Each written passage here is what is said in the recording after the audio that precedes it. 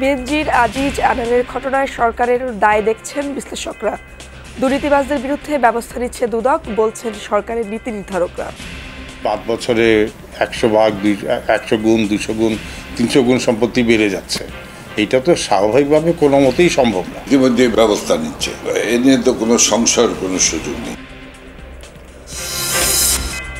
নির্বাচনের তৃতীয় ধাপে ৮৭ উপজেলায় চলছে ভোট গ্রহণ।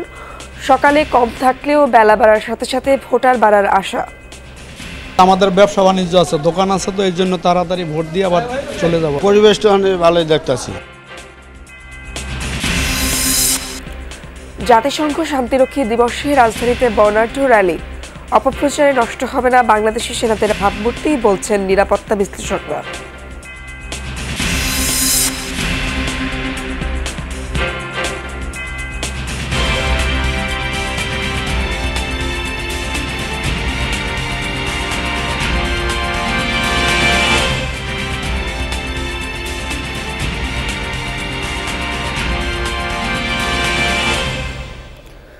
আমন্ত্রণ যমুনা নিউজে, আপনাদের সঙ্গে আছি আমি ইশরাত জাহান।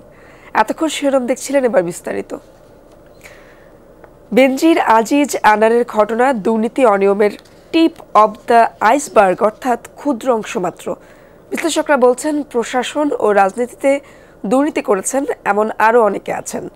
এই ধরনের ঘটনাকে ব্যক্তিগত বলা হলেও এক্ষেত্রে সরকারি ক্ষমতা অপব্যবহারের সময় সুরক্ষা পেয়েছেন তারা। যদিও সরকারের নীতি নির্ধারকরা এর দায় নিতে চান না, বলছেন দুর্নীতির বিরুদ্ধে ব্যবস্থা নিচ্ছে দুদক। আলমগীর স্বপনের রিপোর্টে বিস্তারিত। দুই বাহিনীর সাবেক দুই প্রধানের বিরুদ্ধে সুনির্দিষ্ট দুর্নীতির অভিযোগ ওঠা দেশে অনেকটা নজিরবিহীন। এর মাঝেই একজন এমপির নির্মম খুনের ঘটনার নেপথ্যে স্বর্ণ চোরাচালানের অন্ধকার দিক সামনে এসেছে। আমাদের তো তথ্য পেতে হবে এই সমস্ত কথা বলার জন্য। বিশ্লেষকরা বলছেন বেনজির আজিজ আনার তিনজনকে দুর্নীতির সুযোগ করে দিয়েছে বর্তমান ক্ষমতা কাঠামো। এখানে একে অপরের সহযোগী হয়ে চলছে দুর্বৃত্তায়নের রাজনীতি। যদিও ক্ষমতাসীন দলের প্রেসিডিয়াম সদস্য ও বস্ত্রমন্ত্রী জাহাঙ্গীর কবির নানক এক্ষেত্রে সরকারের দায় দেখেন না। আমি যদি কোনো অনিয়ম করি, সে অনিয়ম তো আমি গোপন চুপিসারেই করব। এটা তো সরকার পাহারা দিতে পারবে না, এবং সেই সব কাজের জন্য কিন্তু তাকেই জবাবদিহি করতে হবে। ব্যক্তির ঠিকই, কিন্তু ব্যক্তিকে তো সুযোগটা করে দিয়েছে আমার সিস্টেম, আমার প্রতিষ্ঠান, আমার যোগসাজশ, আমার অংশীদারিত্ব, আমার সুরক্ষা। সরকার এবং শিশু প্রতিষ্ঠানগুলো কিন্তু এই ঘটনাগুলো তার দায় কোনো অবস্থায় এড়াতে পারেন না। নির্বাচন আমলে তারা যে বিরাট ভূমিকা ছিল 2018 নির্বাচনে আইন শৃঙ্খলা বাহিনীর সার্বিক অর্থে, এবং এটা হয়তো ওই ভূমিকার জন্যই তাদের অপকর্মের দিকে চোখ বুঝে থাকা হয়েছে কিনা এই প্রশ্ন তো জনমনে আছে, কিন্তু যেটা বললাম এটা অবশ্যই এটা অনুমান নির্ভর। বিশ্লেষকদের অভিযোগ শুধু এই তিনজনই নয়, রাজনীতিতে প্রশাসনে দুর্নীতির অভিযোগ আছে এমন প্রভাবশালীর সংখ্যা অনেক বেশি। আমি মনে করি এটা হিমশৈলের চূড়া মাত্র, যেটা টিপ অফ দ্য আইসবার্গ বলা হয়। এটা সার্বিক চিত্র নয়, এটা একটা আংশিক খণ্ডচিত্র। ফরিদপুরে সে দুই ভাইয়ের ঘটনা বলে, বিভিন্ন ধরনের ঘটনাগুলি, এগুলো কিন্তু এই ধরনের একটা প্রাতিষ্ঠানিক রূপ লাভ করেছে। 15টা পাবলিক বিশ্ববিদ্যালয়ের উপাচার্যের বিরুদ্ধে দুর্নীতির বিভিন্ন ধরনের তদন্ত হচ্ছে। সাংসদদের 5 বছরে 100 ভাগ 100 গুণ 200 গুণ 300 গুণ সম্পত্তি বেড়ে যাচ্ছে। এটা তো স্বাভাবিকভাবে কোনো মতেই সম্ভব না। দুর্নীতির যেসব অভিযোগ উঠছে এর বিরুদ্ধে এখনই দৃষ্টান্ত স্থাপনের মত বিশ্লেষকদের। যদিও বস্ত্রমন্ত্রী বলছেন এক্ষেত্রে সরকার বসে নেই। দেশের প্রচলিত আইনে তো যাচ্ছে, ইতিমধ্যে ব্যবস্থা নিচ্ছে।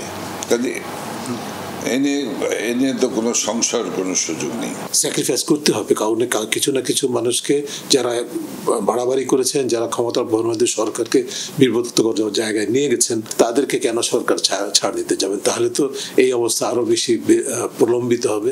টিআইবির প্রধান নির্বাহী বলছেন কিছু সংখ্যক পুলিশ, আমলা ও রাজনীতিবিদ দুর্নীতি করছে, তাদের দুর্নীতির শ্বেতপত্র প্রকাশ করা উচিত। আলমগীর স্বপন, যমুনা নিউজ, ঢাকা। তৃতীয় ধাপে দেশের ৮৭টি উপজেলায় ভোট গ্রহণ শুরু হয়েছে। সকাল 8টায় ভোট গ্রহণ শুরু হয়ে চলবে বিকেল 4টা পর্যন্ত। কেন্দ্রে কেন্দ্রে জোরদার আছে নিরাপত্তা ব্যবস্থাও। মোতায়েন রয়েছে র্যাব, পুলিশ সহ আইন শৃঙ্খলা বাহিনীর সদস্যরা। এর আগে গতকাল কড়া নিরাপত্তায় কেন্দ্রে কেন্দ্রে পৌঁছে দেওয়া হয় নির্বাচনী সরঞ্জাম। 112টি উপজেলায় নির্বাচন অনুষ্ঠিত হওয়ার কথা থাকলেও ঘূর্ণিঝড় রিমালের প্রভাব সহ নানা জটিলতায় কিছু উপজেলার ভোট স্থগিত করেছে নির্বাচন কমিশন।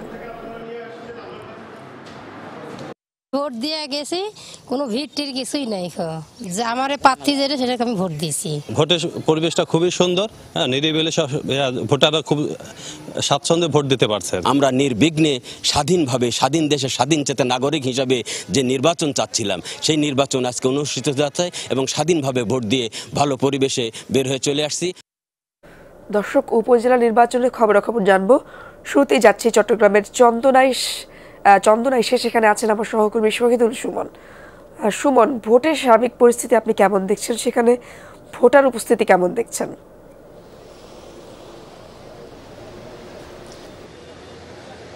ইশরাত, এখনো পর্যন্ত কোনো ধরনের অভিযোগ আমরা পাইনি, তবে ভোটার উপস্থিতি একেবারেই নগণ্য। আমি যেই কেন্দ্রটিতে রয়েছি এখানে আসলে যারা আইনশৃঙ্খলা বাহিনীর সদস্যরা রয়েছেন তারা অনেকটা অলস সময় পার করছেন, অর্থাৎ যে ভোটারদের চাপ সেটি একেবারেই কম। যেমনটি এই কেন্দ্রের প্রিজাইডিং অফিসার আমাদেরকে জানিয়েছিল, 2390টি ভোট এই কেন্দ্রটিতে রয়েছে। এখনো পর্যন্ত 2 ঘন্টা অতিবাহিত হয়েছে, 240টির মতো ভোট পড়েছে এমনটি দাবি করছেন তিনি। তারপরও আমরা কিন্তু বাইরে যে পরিস্থিতি একেবারেই ভোটার শূন্য, এখানে বিভিন্ন প্রার্থীদের যে নেতাকর্মী তাদেরকেও আমরা আসলে দেখছি না। সব মিলিয়ে 1-2জন ভোটার আসছেন, তারা কিন্তু নির্বিঘ্নেই ভোট দিয়ে যাচ্ছেন। সব মিলিয়ে 4টা পর্যন্ত ভোট গ্রহণ চলবেন। আমরা বিভিন্ন প্রার্থীদের সাথে কথা বলেছি, তারা এখনো পর্যন্ত তাদের যেই কথা সেটি হচ্ছে সুষ্ঠুভাবে ভোট চলছে, যদিও বা নানা কারণে ভোটাররা সকালে উপস্থিত হয়নি। প্রিজাইডিং অফিসাররা তেমনটি বলছেন। বিশেষ করে নারী যারা ভোটার রয়েছেন তারা তাদের যেই পারিবারিক কাজ অর্থাৎ বাসার কাজ সেরেই হয়তো বেলা বাড়ার সাথে সাথে তারা আসবেন এবং ভোট প্রদান করবেন। সব মিলিয়ে প্রশাসনের পক্ষ থেকেও আসলে বলা হচ্ছে, যেহেতু বৈরী আবহাওয়া ছিল, এখন কিছুটা পরিস্থিতি স্বাভাবিক হয়েছে, হয়তো বাসা বাড়িতে সবাই কাজ করেই বেলা বাড়ার সাথে সাথে তারা আসবেন এবং তাদের ভোটাধিকার প্রয়োগ করবেন। এখনো পর্যন্ত প্রশাসনের পক্ষ থেকে সুষ্ঠুভাবে ভোট গ্রহণের কথা বলছেন, প্রার্থীরাও কোনো ধরনের অভিযোগ করছে না। চট্টগ্রামের 4টি উপজেলায় ভোট গ্রহণ চলছে। সব মিলিয়ে 9 জন চেয়ারম্যান প্রার্থী সহ ভাইস চেয়ারম্যান এবং মহিলা ভাইস চেয়ারম্যান সহ মোট 50 জন প্রার্থী প্রতিদ্বন্দ্বিতা করছেন এই নির্বাচনে। সুমন, ধন্যবাদ আপনাকে। দর্শক, মুন্সিগঞ্জ থেকে যুক্ত হয়েছেন আমার সহকর্মী রাসেল আহমেদ। সরাসরি যাচ্ছি তার কাছে। রাসেল, কোন ভোট কেন্দ্রে আছেন আপনি এই মুহূর্তে, এবং সেখানে রিমালের প্রভাব কি ভোটার উপস্থিতিতে কোনো প্রভাব ফেলেছে কিনা?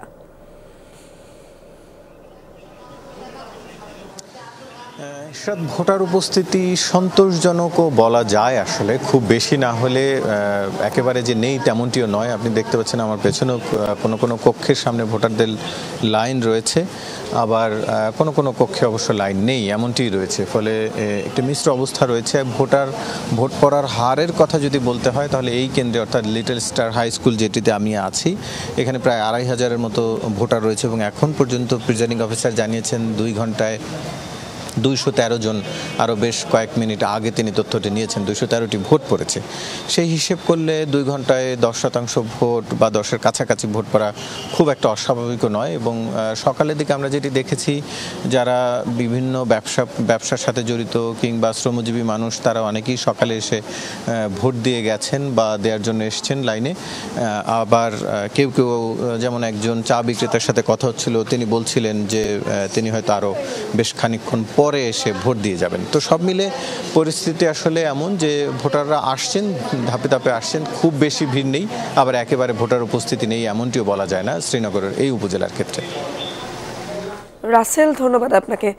দর্শক, নাটোর থেকে যুক্ত হয়েছেন আমার আরেক সহকর্মী নাজমুল হাসান। নাজমুল, এখন পর্যন্ত ভোটার উপস্থিতি কেমন দেখছেন আপনি? আপনার কেন্দ্রে ভোটার উপস্থিতি কেমন এবং সার্বিক নিরাপত্তা ব্যবস্থা কতটা জোরদার করা হয়েছে?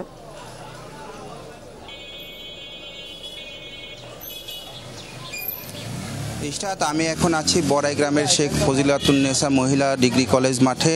এখানে এসে যে বিষয়টি দেখলাম যে সকাল থেকে আসলে ভোটার উপস্থিতি অনেকটাই কম, তবে একেবারেই কম নয়, ধীরে ধীরে ভোটাররা আসলে আসতে শুরু করেছে। আইনশৃঙ্খলা পরিস্থিতির কথা যেটা বললেন যে ভোটের আগে থেকে এখন পর্যন্ত কিন্তু আইনশৃঙ্খলা পরিস্থিতি অনেকটাই ভালো, কোথাও কোনো অপ্রীতিকর ঘটনা ঘটেনি। আসলে নাটোরের বড়াই গ্রাম এবং গুরুদাসপুর এই দুই উপজেলায় ভোট গ্রহণ অনুষ্ঠিত হচ্ছে সকাল 8টা থেকে, এবং এখানে দুই উপজেলায় চেয়ারম্যান পদে 8 জন, ভাইস চেয়ারম্যান পদে 5 জন এবং মহিলা ভাইস চেয়ারম্যান পদে আসলে 6 জন প্রতিদ্বন্দ্বিতা করছেন। আমরা সকালে এসে কিন্তু বিভিন্ন প্রার্থী এবং ভোটারদের সাথে কথা বলেছি। তারা ভোটের পরিবেশ নিয়ে আসলে সন্তুষ্টি প্রকাশ করেছেন। তারা আশা প্রকাশ করছেন যে সারাদিনই ভোটের এমন পরিবেশ থাকবে। অতীতেও আসলে বড়াই গ্রাম এবং গুরুদাসপুরের বিভিন্ন নির্বাচনে কোনো ধরনের সহিংস ঘটনা ঘটেনি। আজকেও এ ধরনের সহিংস ঘটনা ঘটবে না বলেই আশা প্রকাশ করছেন, সন্তুষ্টি প্রকাশ করেছেন ভোটাররা। তারা বলছেন যে আসলে আগে যে ভোটের দীর্ঘ লাইন দেখা যায় সেই লাইন কিন্তু দেখা যায় না। এক এক করে ভোটাররা আসছেন, ভোট কেন্দ্রে যাচ্ছেন এবং তাদের পছন্দ মতো প্রার্থীকে ভোট দিয়ে আসলে নির্বিঘ্নেই চলে যাচ্ছেন। পথে ঘাটে কোথাও তাদের আসতে আসলে কোনো অসুবিধা হচ্ছে না। সব মিলিয়ে কিন্তু ভোটাররা এবং প্রার্থীরা সন্তুষ্টি প্রকাশ করেছেন। নাজমুল, ধন্যবাদ আপনাকে। আন্তর্জাতিক শান্তিরক্ষী হিসেবে ব্লু হেলমেটে জীবনের শেষ রক্তবিন্দু দিয়ে লড়ছেন শত্রুদের বিরুদ্ধে। বিশ্বের বুকে লাল সবুজের পতাকার মর্যাদার সমুন্নত রেখেছেন বাংলাদেশের বীর সেনানীরা। বিরোধপূর্ণ বিভিন্ন স্থানে শান্তি ও নিরাপত্তা প্রতিষ্ঠায় তারা অঙ্গীকারাবদ্ধ। সংঘর্ষে হতাহত হলেও শান্তির প্রশ্নে চির উন্নতম অবশ্যির।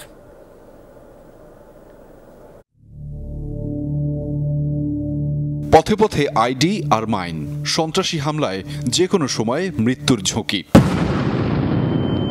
জীবন বাজি রেখে পেশাগত দায়িত্ব পালন আর শান্তি রক্ষার ব্রতে এক পা পিছপা হয় না বাংলার শান্তিরক্ষীরা। দেশের গণ্ডি পেরিয়ে আন্তর্জাতিক পরিমণ্ডলেও সেই শান্তির বার্তা ছড়িয়ে দিয়ে হয়েছেন সর্বজন প্রশংসিত, তুলে ধরেছেন বাংলার গৌরব গাথা। সঠিক দিক নির্দেশনা, অদম্য মনোবল, যথোপযুক্ত প্রশিক্ষণ, পেশাদারিত্ব আর সাধারণ মানুষের সাথে সহজে মিশে যাওয়ার স্বকীয়তার কারণেই অন্যান্য দেশের তুলনায় আলাদা বাংলাদেশের শান্তিরক্ষীরা। এত সাফল্যের পরেও সম্প্রতি শান্তিরক্ষী মিশনে সদস্যদের নিয়োগ প্রক্রিয়া প্রশ্নবিদ্ধ করে প্রতিবেদন করে ডয়েচে ভেলে, যাকে উদ্দেশ্য প্রণোদিত মনে করেন সেনাপ্রধান। জাতিসংঘ সদর দপ্তর ব্যবস্থা তো তখনই নেবে যখন আমাদের বিরুদ্ধে দোষ পাবে। এরকম এক পেশে উদ্দেশ্যমূলক একটা প্রতিবেদন আমরা তীব্র প্রতিবাদ জানিয়েছি। নিরাপত্তা বিশ্লেষকরা মনে করেন প্রতিবেদনটি অসত্য, ভিত্তিহীন, সর্বোচ্চ পেশাদারিত্ব ও নানা ধরনের বাছাই প্রক্রিয়া সম্পন্ন এবং প্রশিক্ষণে দক্ষতার প্রমাণ রাখতে পারলেই মেলে শান্তিরক্ষা মিশনে যাওয়ার সুযোগ। যাদের পানিশমেন্ট আছে, ডিসিপ্লিন আছে, তারা এই মিশনে সিলেকশন পাবে না। তা এখনই সিলেকশন প্রসিডিওরের মাধ্যমে, ফিল্টারিংয়ের মাধ্যমে যাদেরকে যখন ওয়াইন্ড আপ এক জায়গায় ক্লোজ করা হয়, তারপর যদি কেউ চূড়ান্ত পরীক্ষায় নিজের পেশাদারিত্বের স্বাক্ষর না রাখে তাহলে তাকে মিশন থেকে ড্রপ করবে। ইটস আ গ্লোবাল কনস্পিরেসি, কারণ যেটা নিয়ে main issue violation of human rights, এই জায়গাটায় ওরা যেখানে স্ট্রেস করেছে, এইটা দিয়ে একটা দেশকে বিব্রত করতে চাচ্ছে। প্রতিযোগিতামূলক পর্যায়ে ঈর্ষণীয় সাফল্য পেয়েছে দেশের সেনারা, সে কারণেই এমন নেতিবাচক ভাবমূর্তির তৈরির অপচেষ্টা বলেও মত তাদের। আমরা এত পেশাদারিত্বের দায়িত্ব পালন করে জাতিসংঘ আমাদের খুব ডিমান্ড দিচ্ছে, আমরা 1 নম্বর অবস্থান করছি, অনেক দেশ আছে তারা ইচ্ছা করেও যেতে পারছে না। তো তখন এই অপপ্রচার বা প্রোপাগান্ডা মাধ্যমে তারা এটা হয়তো উপস্থাপন করছে। গার্মেন্টসের পরে এই পিসকিপারদের দ্বারা অর্জিত ফরেন কারেন্সি আমাদের সেকেন্ড হাইয়েস্ট ফরেন কারেন্সি আমাদের দেশে আসে। সো কেউ হয়তো চাচ্ছে এটা আশাটা কমে যাক। So it is a conspiracy. এখন পর্যন্ত 63টি মিশনে বাংলাদেশের 1,57,184 জন শান্তিরক্ষী অংশ নিয়েছে। প্রাণ দিয়েছেন 168 জন, আহতের সংখ্যা 266। আহমেদ রেজা, যমুনা নিউজ, ঢাকা। আন্তর্জাতিক জাতিসংঘ শান্তিরক্ষী দিবস উপলক্ষে রাজধানীতে আয়োজন করা হয় পিস কিপার্স রান 2024। বর্ণাঢ্য র্যালির আয়োজন করে বিমান বাহিনী বাসারঘাটি। সকালে রাজধানীর তেজগাঁও মসজিদ প্রাঙ্গণ থেকে শুরু হয় র্যালি। এরপর বিজয় সরণি হয়ে তেজগাঁও বিমান বাহিনী বাসারঘাটিতে গিয়ে শেষ হয় সেটি। প্রতি বছরই বিশ্বের অন্যান্য দেশের মতো বাংলাদেশেও যথাযোগ্য মর্যাদায় পালিত হয় দিনটি। এদিন জীবনের ঝুঁকি নিয়ে জাতিসংঘ শান্তিরক্ষা কার্যক্রমে অংশগ্রহণকারী বিশ্বের সকল দেশের শান্তিরক্ষীদের অসামান্য অবদানকে গভীর শ্রদ্ধার সাথে স্মরণ করা হয়। অনুষ্ঠানে প্রধান অতিথি হিসেবে উপস্থিত ছিলেন স্থানীয় সরকার ও পল্লী উন্নয়ন মন্ত্রী তাজুল ইসলাম। দেশের শান্তিরক্ষী বাহিনীর সাফল্যের কথা বক্তব্যে তুলে ধরেন তিনি।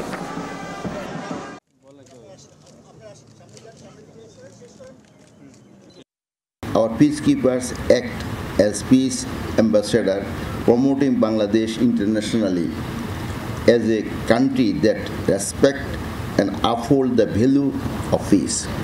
সময় গড়ানোর সাথে সাথে সুন্দরবনে ঘূর্ণিঝড় রিমালের তাণ্ডবের ক্ষত স্পষ্ট হচ্ছে।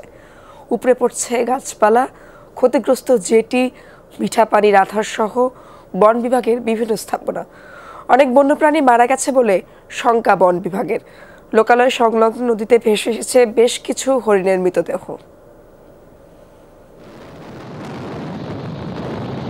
প্রবল ঘূর্ণিঝড় রিমালের প্রভাবে 6 থেকে 10 ফুট উচ্চতার জলোচ্ছ্বাসে প্লাবিত হয় সুন্দরবন। একটানা প্রায় 36 ঘন্টা পানিতে তলিয়েছিল বিশ্বের বৃহত্তম ম্যানগ্রোভ বন। বলা হচ্ছে সাম্প্রতিক সময়ে আর কোনো প্রাকৃতিক দুর্যোগে এতটা সময় জলমগ্ন ছিল না সুন্দরবন।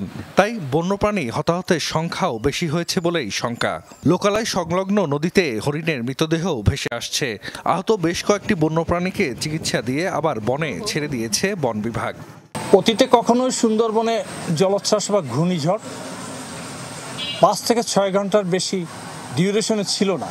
এবারের ঘূর্ণিঝড়ের ডিউরেশন ছিল 36 ঘন্টা। একটানা 36 ঘন্টা সুন্দরবনের জলোচ্ছ্বাসের পানিতে নিমজ্জিত ছিল। পানির প্রবল চাপ ছিল এবং সেখানে কিন্তু অনেক বন্যপ্রাণী, বিশেষ করে বাঘের শাবক, হরিণের শাবক, শূকরের শাবক সহ অন্যান্য প্রাপ্তবয়স্ক বন্যপ্রাণী কিন্তু অনেক মারা যাওয়ার আশঙ্কা করছি। বিশাল বনাঞ্চলে শত শত নদী এবং খাল রয়েছে।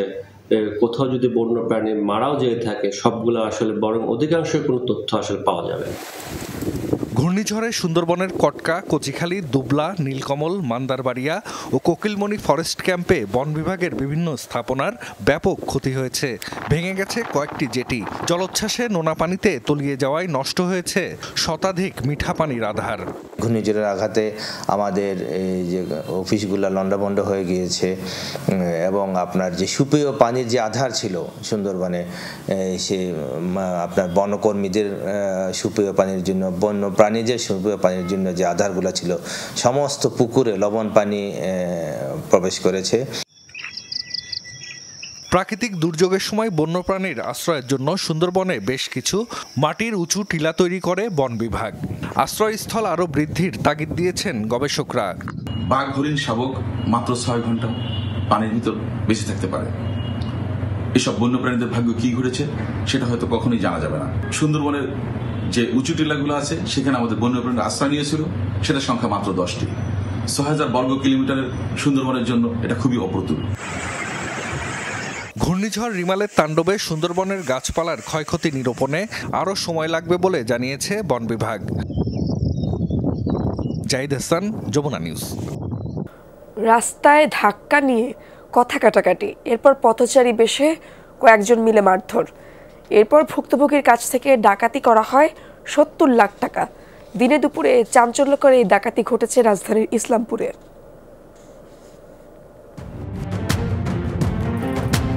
যমুনা টেলিভিশনের হাতে আসা ফুটেজে দেখা যায় চাঞ্চল্যকর দৃশ্য। এভাবেও নিমিষে ডাকাতি হয় 1 লাখ 2 লাখ নয়, 70 লাখ টাকা। 26 এপ্রিল শুক্রবার রাজধানীর ইসলামপুর রোড সংলগ্ন গোল্ডেন টাওয়ারের সামনে দিয়ে একটি নীল ব্যাগে 70 লাখ টাকা নিয়ে যাচ্ছিলেন তাঁতিবাজারের একটি ব্যবসা প্রতিষ্ঠানের কর্মী মহিউদ্দিন। এ সময় কালো জামা পরা মহিউদ্দিনকে হঠাৎ করে ধাক্কা দেয় এক যুবক। উল্টো এই কর্মচারীকেই ধাক্কা দেয়া যুবক ক্ষেপে গিয়ে প্রশ্ন করে, তুই ধাক্কা দিলি কেন, বলেই মারধর শুরু। মুহূর্তের মধ্যে সেই যুবকের সাথে যোগ দেয় আরও কয়েকজন। 2-3 মিনিট ধরে রাস্তার উপরে পেটানো হয় ভুক্তভোগী মহিউদ্দিনকে। সিসিটিভির ফুটেজে দেখা যায় এ সময় টেনে হিচড়ে তার কাছে থাকা টাকা ভর্তি ব্যাগ নিয়ে নেয় দুর্বৃত্তরা।